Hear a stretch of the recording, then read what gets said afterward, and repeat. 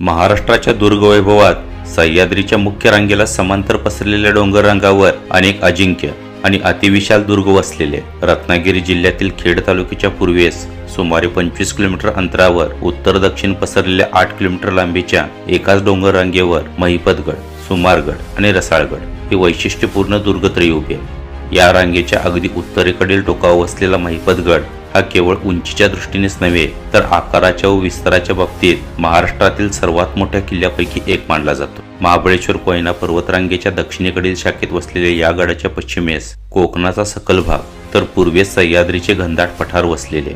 रणनीतिक दृष्ट्या हा किल्ला अत्यंत सुरक्षित स्थळी बांधण्यात आला असून त्याच्या 3 बाजू खोल दऱ्या आणि सरळसोट तुटलेले कडे आहेत. या किल्ल्याचे सर्वात मोठे वैशिष्ट्य म्हणजे त्याचा प्रचंड विस्तार. बहुतांश पर्वतीय किल्ल्यांचा माथा अरुंद किंवा मर्यादित असतो, परंतु महिपतगडाचा माथा हा एखाद्या मोठ्या टेबल लँडसारखा पसरलेला असून गडाचे एकूण क्षेत्रफळ स्थानिक नोंदीनुसार 120 एकर असले तरी वन खात्याच्या दप्तरी याची नोंद 200 एकर 29 गुंठे एवढी अफाट आहे. थंड आणि आल्हाददायक हवामान असलेले या गडाचा माथा अत्यंत घनदाट जंगलाने वेढलेले.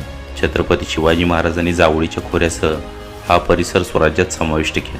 महाराजांनी गडाची मोठ्या प्रमाणावर दुरुस्ती व पुनर्बांधणी केली. महिपतगडाच्या पायथ्याशी असलेल्या बेलदारवाडीपर्यंत जाण्यासाठी डांबरी रस्ता झालेला असून 10-12 घरांची लहानशी वस्ती असलेल्या या गावात गडाची एक सोंड उतरलेली. या सोंड्यावरूनच गडावर जाण्याचा मार्ग आहे. वाटेत एक लहानशी विहीर असून गडावर असलेल्या पारेश्वर मंदिरात गेलेल्या विजेंच्या तारा खालून मंदिरापर्यंत न चुकता जाता येते. गडाची सोंड सोडून पुढे आल्यानंतर एक वाट डावीकडे जाते. या वाटेने पाण्याचा प्रवाहाचा मार्ग ओलांडून पुढे आल्यानंतर आपण शिवनंदी व बुरुजाकडे जातो. पाण्याचा उगम व शिवमंदिर यामुळे हा परिसर शिवगंगा म्हणून ओळखला जातो. हा परिसर पाहून परत पाठीमागे येऊन मूळ वाटेने पुढे जाताना पाणी अडवण्यासाठी बांधलेला बंधारा दिसतो. या बंधाऱ्याच्या पुढे एक भली मोठी विहीर पाहायला मिळते. बंधाऱ्याच्या उजवीकडील बाजूने दाट झाडीतून जाणारी वाट गणेश, हनुमान मंदिर व खेड दरवाजाकडे घेऊन जाते. प्रथम एका चौथऱ्यावर ठेवलेली हनुमानाची व गणपतीची मूर्ती नजरेस पडते. मंदिरापासून खाली जाणारी वाट खेड दरवाजापाशी येते.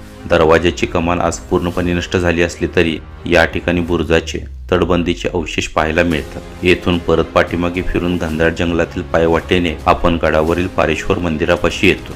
या ठिकाणी गडाचा नकाशादर्शक फलक लावलेला असून डाव्या बाजूस वाड्याचे अवशेष पाहायला मिळतात. मंदिरात कासव, नंदी, शिवलिंग व काही मूर्ती नजरेस पडतात. मंदिरासमोर एक विहीर असून या शेजारी तुळशी वृंदावन व अवशेष पाहायला मिळतात. पुढे काही अंतरावर 2 समाध्या असून येथून पुढे जाणारी वाट कोतवाल दरवाजाकडे घेऊन जाते. हा परिसर होळीचा माळ म्हणून ओळखला जातो.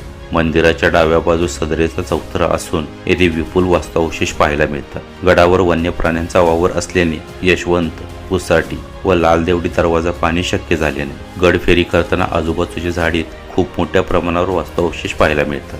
संपूर्ण गड फिरण्यासाठी 5 ते 6 तास लागतात.